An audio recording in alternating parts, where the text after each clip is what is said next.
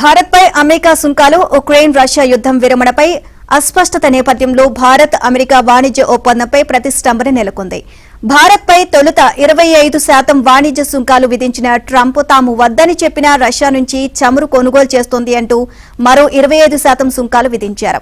ఈ అంశం తేలే వరకు వాణిజ్య చర్చలు ఉండబోవు అని కూడా ప్రకటించారు. తొలి 25% సుంకం ఇప్పటికే అమల్లోకి రాగా అదనపు 25% సుంకం ఈ నెల 27 నుంచి అమల్లోకి రానుంది.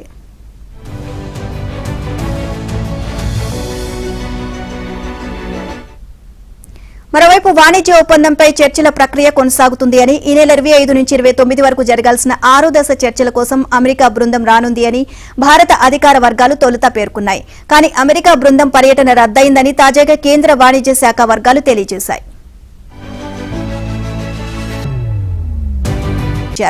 ఈ అంశం తేలే వరకు వాణిజ్య చర్చలు ఉండబోవు అని కూడా ప్రకటించారు. తొలి 25% సుంకం ఇప్పటికే అమల్లోకి రాగా అదనపు 25% సుంకం ఈ నెల 27 నుంచి అమల్లోకి రానుంది.